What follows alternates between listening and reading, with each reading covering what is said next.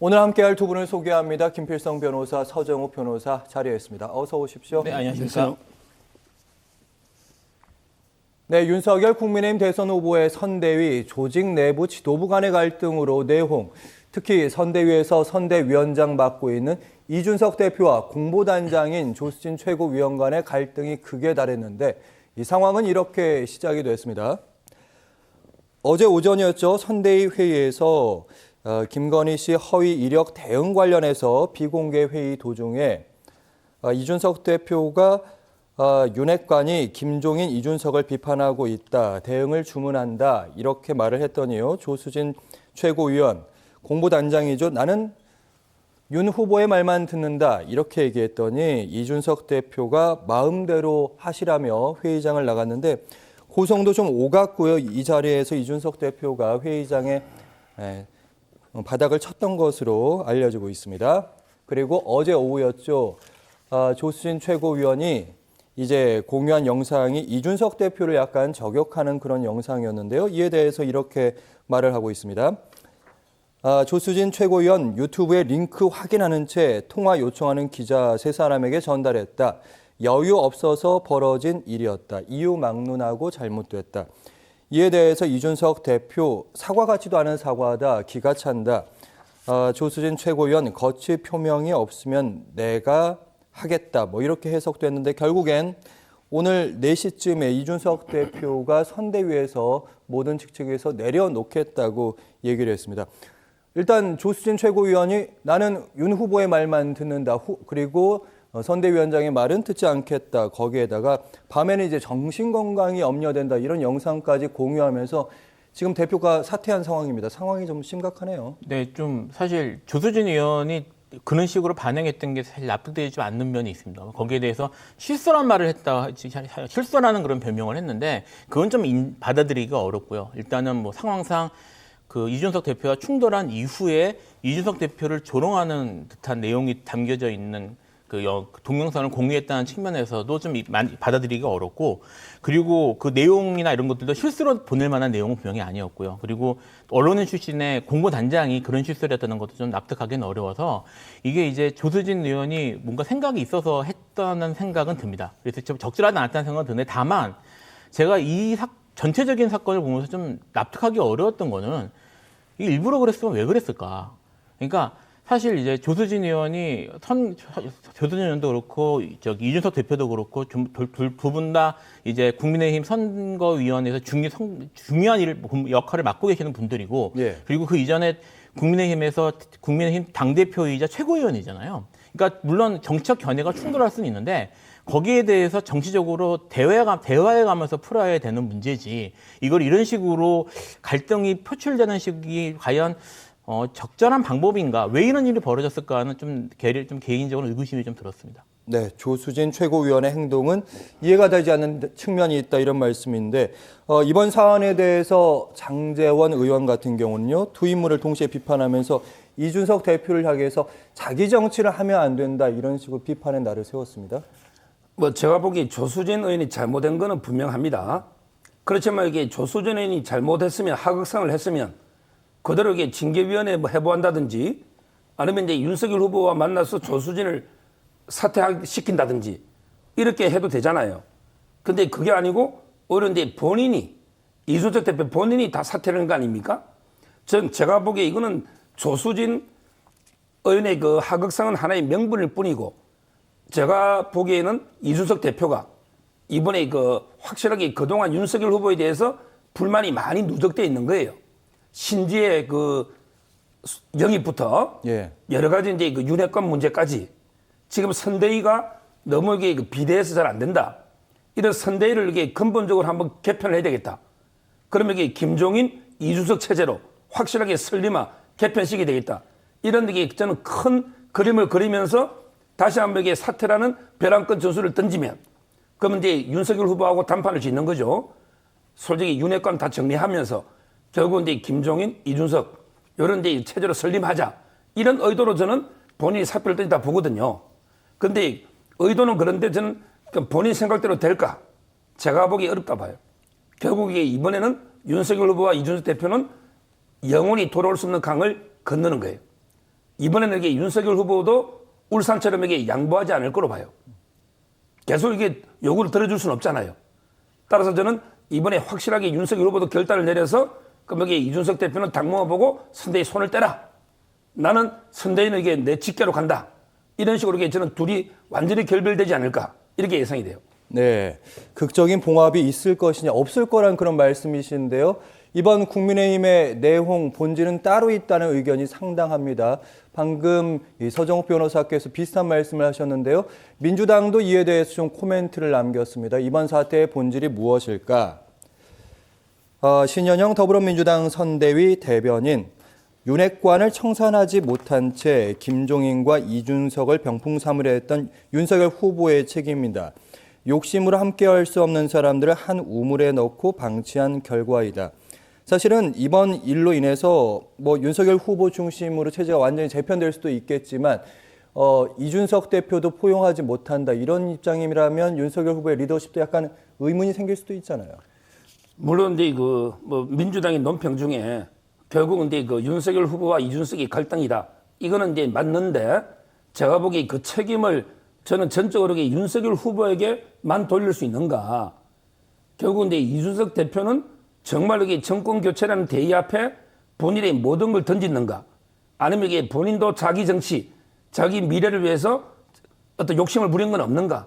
이런 데 의문이 좀 들어요. 왜 그러냐면 이게 선거는 철저하게 후보 중심으로 가야 되거든요. 예. 그러면 이게 이준석 대표도 상당 부분 이게 양보를 해야 되잖아요. 근데 끊임없이 자기 개포나 자기 욕심, 자기 정치 이걸 이게 폈기 때문에 물론 이제 윤석열 후보가 최종 후보로서 리더십에 윤석열 후보도 이게 엄청나게 상처를 받았을 겁니다. 이게 바로 지금 지지율로 나타나고 있잖아요. 지지율이 옛날에 비해서는 많이 지금 접전 상황으로 온 거는 사실이잖아요. 예. 수치를 설명 안 해도 따라서 이제 윤석열 후보도 비판을 받겠지만 저는 더 큰 잘못은 이게 이준석 대표도 그 비판을 면하기 어렵다 이래 봅니다. 네, 울산에서 윤 후보와 그리고 이준석 당대표가 회동을 하면서 특히 그 문제의 중심에서는 이제 윤핵관이 있었는데 이번에 이준석 대표가 또 사퇴를 하면서 선대위를 사퇴하면서 윤핵관이 다 정리되지는 않은 모양이다 이런 해석도 좀 나올 수밖에 없더라고요. 네, 사실 이준석 대표는 그렇게 얘기를 하고 있고 민주당도 그런 부분을 지적을 했는데 물론 이제 이준석 대표가 윤석열 후보가 너무 자기 측근만을 위주로 선거 본부나 이런 걸 꾸리는 것에 대해서 문제 제기를 할 수 있다고는 봅니다. 왜냐하면 자기는 당대표니까 당이 같이 가는 선거가 돼야 되는 것이 아니냐. 이렇게 이제 그런 문제에 지적할 수 있다고 보는데 지금 서정욱 변호사님 말씀하셨던 것처럼 사실 결국은 그 선거 지금 특히 대선에 있어서는 가장 중요한 인물은 후보거든요. 후보의 관계자들과 후보가 신임하는 인물들을 중심으로 대표 선거 캠프가 꾸려지는 것 자체가 무조건 잘못됐다고 말하기는 좀 어렵단 말입니다. 그래서 여기에 대해서 그런 문제들 때문에 이런저런 문제가 발생을 해서 지금 선거에 불협화음이 되는 것들이 발생을 해서 지금 선거에 문제가 되고 있다면 그거를 당 내에서 서로 대화나 이런 걸 통해서 정책을 풀어야 될 문제지 이렇게 충돌할 문제는 아니라는 생각이 듭니다. 그 점에 있어서 지금 이제 이준석 대표의 윤핵관 주장에 대해서 좀 동하기 어려운 부분도 있고요. 하지만 마찬가지로 좀 말씀하셨던 것처럼 여기에 대해서 어쨌든 그 윤석열 후보도 본인의 리더십을 보여줄 필요가 있는 것이거든요. 특히 이제 조수진 위원이 저는 돌출 행동에 가깝다고 보는데 이걸 윤석열 후보가 뒤에 있다거나 이런 계획된 행동이라고 보지는 않습니다. 사실 아까 말씀드렸던 것처럼 정상적으로 일반적인 정치인의 행위라고 보기엔 좀 어려울 정도로 약간 좀 즉흥적인 행위로 보이는 것도 있어서 하지만 어쨌든 그런 행위의 배경에는 이제까지 윤석열 후보와 이준석 대표 사이에 쌓여왔던 여러 가지 무슨 불협화음이나 이런 것들이 배경에 쌓여 있는 건 사실이기 때문에 그거를 풀기 위해서 적극적으로 노력하는 리더십을 좀 보여줬어야 되는 게 아닌가. 그게 좀 아쉬운 부분도 있습니다. 네, 이번 질문은 서정욱 변호사님께 먼저 드려보도록 할 텐데 일단 이준석 대표가 선대위직에 사퇴를 했고요. 그러니까 사실은 이준석 대표가 원했던 거는 선대위의 당의 입김, 그러니까 김종인 총괄위원장의 입김이 조금 더 들어가길 바랬던 것 같고 김종인 위원장 같은 경우도 이제 선대위를 이제 전면 개편하겠다. 이준석 대표가 사퇴하기 전에 이런 얘기 했었는데 이제 김종인 총괄 선대위원장의 그림은 어떻게 되는 겁니까? 아마 이제 제가 보기에는 이준석하고 이제 윤석열 후보가 돌아올 수 없는 게 강을 건넜다. 제가 이 말씀 드렸고요. 결국 이제 김종인 위원장하고 이제 이준석 대표는 한 몸입니다. 운명 공동체예요. 그때 울산에서 이준석 대표하고 화해할 때 그때 김종인 위원장이 총괄 수락했죠. 근데 이번에 이준석 대표가 완전히 저는 안 돌아온다 보거든요. 돌아올 명분도 없고. 그러면 이게 저는 김종인 위원장도 결국 떠난다. 김종인 위원장도 이게 결국 이준석과 운명 공동체이기 때문에 이준석 대표가 없는 김종인 위원장이 혼자 어떻게 리더십을 발휘할 수가 없는 구조입니다. 제 선대위 구조가. 따라서 저는 결국 이게 그 김종인 위원장도 뭐 처음에는 이게 단판을 짓겠죠. 선대위를 이게 내 중심으로 총괄에게 설립하자. 그렇지만 이게 윤석열 후보가 그걸 받을 수가 없어요. 이미 김병준, 김한길 여러 개 조직들이 많이 있거든요. 예. 본인 비서실도 있고 또 이게 본인을 위해서 고생한 캠퍼들 소위 윤핵관도 많이 있어요. 척건이 없는 정치인이 어디 있습니까? 따라서 저는 이미 윤석열 후보가 받을 수 없는 요구를 한단 말이에요. 그 점에서 저는 결국에 김종인 위원장도 윤 후보와 결별할 수밖에 없다. 사직하거나 떠난다. 저는 그렇게 예측하고 있어요. 네, 그런 부분도 충분히 설득력이 있는데 이준석 대표 같은 경우는 4시 사태 기자회견을 예견하면서 일종의 좀 승부수를 뒀다 이런 측면도 좀 있을 것 같습니다. 이번에 다시 그때 울산 합의처럼 다시 한번 김종인 위원장과 이준석 대표의 손을 들어줬던 윤석열 후보의 그런 모습 기대했을 것 같은데 이번에 사퇴를 하게 됐으니까 이제 어떻게 되는 걸까요, 이준석 대표? 이번에 대해서는 이제는 이제 이준석 대표가 결국 일종의 파이널 딜을 던진 셈이죠. 이제 예. 물러설 수 없는 배수진의 침셈이어서 여기에 대해서 윤석열 후보가 어떻게 반응하냐는 윤석열 후보의 손에 달려 있다고 봐야 될 것 같습니다. 이게 이 현재 갈등 상황을 잘 조정해 낸다면 정말 이것이 새로운 계기로 만들 수도 있겠지만 제가 보기에는 말씀하신 것처럼 사실 쉽지는 않을 것 같고요. 이걸 받기 위해서는 결국 선대위 구성이나 이런 것들에 대한 특히 김종인 위원장과 관련된 그런 권한이나 이런 선대위 구성 그다음에 나아가서는 궁극적으로는 지금 대선에 있어서의 정책, 공약 이런 것들하고도 연결되는 문제들이거든요. 예. 거기에 대해서 윤 후보가 어디까지 내가 받아줄 수 있는가의 문제와 연결되는 것인데 사실 지금 이준석 후보가 배수진을 너무 세게 쳤어요. 지금 여기서는 지금 내가 이게 받지 않으면 사실은 더 이상 갈 수 없는 데까지 배수진을 쳐버린 상태이기 때문에 윤 후보 입장에서는 아마 이게 어느 정도 이걸 좀 적정한 타협점을 찾아내기가 쉽지 어려울 것 같거든요. 그래서 물론 이제 이거는 정치는 생물이라고 그러니까 지켜봐야 되겠지만 예. 그리고 또 가능성이 이렇게 높아 보이진 않습니다만 어쨌든 김종인 위원장이 어떻게 조정자로서의 역할을 보여줄 가능성도 전혀 없지는 않을 거는 같습니다. 근데 현재 지금 상황으로는 특히 조수진 위원과 부딪히는 좀 이해되지 못하는 상황. 아까 말씀드렸던 것처럼 조수진 위원이 그렇게 반응한 것에 대해서 제가 이유를 납득하지 못하겠다고 얘기를 했는데 어쩌면은 쌓여있는 감정적 골이 깊어서 그런 일이 벌어질 수도 있었을 것 같거든요. 예. 정말 그런 것까지 존재를 한다면 다시 이걸 봉합하기는 제가 봐도 어려울 수도 있을 것 같다는 생각도 듭니다. 네, 이번 갈등에 대해서 윤석열 후보의 입장이 의문이 조금씩 되고 있는데 이준석, 조수진 충돌에 윤석열 대선 후보 이런 입장 밝혔습니다. 어제였죠. 군사 작전하듯 일사불란하겠는가 정당 운영이 선대 운영이 또 이렇게 약간의 잡음도 나오는 것이 민주주의 아니겠냐 이런 입장을 밝혔는데 오늘 오전에 좀 말을 많이 아꼈습니다. 좀 지켜보시죠. 오후에는 우연찮게 벌어진 일이다. 당사자끼리 오해를 좀 풀면 되지 않겠나 하고 생각하고 있다. 이런 입장을 밝혔는데 김종인 위원장 영입 때도 사실은 윤석열 후보가 시원스럽게 얘기한 기억은 잘 없습니다. 이런 인식은 어떻게 보십니까? 오늘 이게 윤석열 후보 워딩을 보면요. 결국 이제 더 이상 이준석을 잡지 않겠다. 이런 이게 메시지입니다. 오늘 이준석 대표가 기자회견할 때도 이틀 동안 이게 아무 조치가 없었다. 조수진에 대해서. 만약에 윤석열 후보가 진짜 이준석 대표 잡으려면요. 조수진 의원한테 전화해서 사표 내라. 이렇게 정리했겠죠. 근데 뭐라 했습니까? 민주주의니까 다양한 의견이 있을 수 있다. 그리고 이제 겨우 찾아가가지고 사과만 해라. 이랬잖아요. 사과만 하니까 이게 이미 될 수 있는 단계가 지난 거 아닙니까? 윤석열 후보가 그 상황 판단 못 하겠습니까? 저는 결국에 윤석열 후보가 조수진 의원을 정리를 안 했잖아요. 이거는 결국 이준석 후보와는 이제 결별할 수밖에 없다.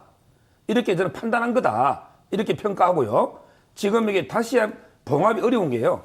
이제 보수층의 국민들 있잖아요. 국민의힘을 지지하는 이분들이 피로감이 극에 달했습니다. 지금 이게 상황이 정권 교체 욕구가 보수층은 높잖아요. 근데 매일 자리 싸움을 하고 하니까 너무 이게 이준석 대표는 비판 여론이 높아요. 따라서 이제 봉합해봤자 시너지 효과가 없어요. 따라서 저는 뭐 이번 기회는 이제 완전히 결별이고 윤석열 후보의 워딩 자체가 이제 결별하겠다는 워딩이 아닌가 저는 그래 해석합니다. 네. 추가 질문 다시 한번 드리자면 그럴 거면 사실은 울산에서 윤석열 후보 그리고 이준석 대표 왜 그때 힘들게 봉합을 했는지 일주일간 시간을 끌었잖아요. 그래서 사실은 후보가 아무것도 빛을 보지 못했거든요. 그때는 이게 그 처음이잖아요. 갈등이. 처음이니까 한 번 정도는 이게 어떻게든 울산까지 가서 깨안는 이런 게 통합의 리더십이잖아요. 근데 그때도 그랬습니다. 이번이 마지막 봉합이다. 다시 한 번 더 이준석 대표나 문제 있으면 그때는 국민들이 결별해도 윤석열 후보를 어느 정도 이해해 준다. 왜냐하면 이게 계속 이준석 후보가 트러블을 일으키면 그랬거든요. 그러니까 한 번 정도는 이게 껴안을 수 있지만 저는 두 번, 세 번 계속 껴안을 수 없잖아요. 따라서 뭐 충분히 저는 이해는 된다 봅니다. 네. 어쨌든 만약에 혹시 시나리오가 어떻게 될지 이제 저희가 장담은 못 하겠지만 일단 이준석 대표가 물러나게 되면 그렇다면 이제 당 중심은 김종인 총괄위원장과 윤핵관이 이렇게 어떻게 동거 측면으로 쭉 가는 건데 약간은 권력 갈등의 정점에서 윤핵관이 승리하는 그런 구도다 이렇게 볼 수 있을까요? 뭐 사실은 좀 지켜봐야 될 것 같긴 합니다. 왜냐하면 지금 이제 저도 이제 좀 전에 사실 이준석 대표가 돌아오기 어려운 지점까지 간 게 아닌가라는 식의 말씀을 드렸는데 이것은 이제 국민의힘 당 내부 기준으로 말씀을 드리는 거고 어쨌든 윤 후보 입장에서는 이런 식으로 당 내에서 당 대표와 심각하게 갈려서거나 아니면 이런 식의 충돌을 보이는 것이 국민들 보기에는 매우 좋지 않을 겁니다. 그리고 이준석 대표가 어쨌든 이준석 대표를 열성적으로 지지하는 당원들, 특히 청년 보수층에게 어느 정도 지분이나 그런 소구력을 가지고 있기 때문에 그런 것들을 포기해야 되는 문제가 사실 발생할 수 있거든요. 이런 것들이. 그래서 거기에 대해서 아마 윤 후보도 그런 것들을 좀 만회하기 위해서 어느 정도 노력할 가능성은 있습니다. 그리고 그 과정에서 뭐 지금 김종인 위원장과 어느 정도 지분을 준다거나 이럴 가능성도 전혀 배제할 수는 없다고 저는 생각합니다. 하지만 제가 이제 사실 김종인 위원장의 스타일도 그렇고 윤석열 후보의 스타일도 그렇고 일단 강력한 리더십 그다음에 조직 장악력을 중요하게 생각하는 그런 스타일이어서 과연 타협점을 찾는 게 쉬울지 이런 지금 말씀드렸던 결국은 선거에 마이너스가 될 가능성이 높음에도 불구하고 갈라서는 것이 타협점을 찾기에 과연 가능할지는 좀 의문이긴 합니다. 네, 어떻게 보면 단기적으로는 더 잡음이 안 나와야 되기 때문에 서정욱 변호사님께 마지막으로 질문을 드린 건데 어색한 동거라도 김종인 위원장이랑 함께 가는 게 그래도 좀 낫지 않습니까? 근데 이준석 대표가 없는 김종인 위원장은요, 지금 이게 리더십을 발휘할 수 있는 구조가 아닙니다. 물론 이게 본인 직계가 총괄 본부에 몇 명 있지만, 그렇지만 이게 후보 비서실부터 다른 조직이 많거든요. 근데 어떻게 옛날처럼 이게 김종인 위원장이 말이 안 먹혀요. 백조부터 옛날 같으면 이게 한마디 하면 이게 당이 일사불란 움직였잖아요. 예. 이미 리더십이 많이 땅이 떨어졌고요. 저는 이번 기회에 왜 정리해야 되느냐면, 저희가 윤석열 후보도 제가 한마디 고언 드리는 게 모든 계층을 모두 다 잡으려는 건 욕심입니다. 예를 들어 이제 우리가 보수층의 표심이 탐난다 해서 모든 태극기 세력 다 끌어안을 수는 없잖아요. 어느 정도 강경 보수하고 선을 둬야 되죠. 대선이니까요. 예. 자, 그러면 이게 저는 20대, 30대도 마찬가지라 봐요. 모든 남성이 다 필요해서 이준석 대표가 도움이 될까요? 이준석 대표는 이게 20, 30대 남자들한테는 도움 되지만 또 이게 극단적인 반페미니즘 여자들한테는 마이너스가 될 수도 있는 거예요.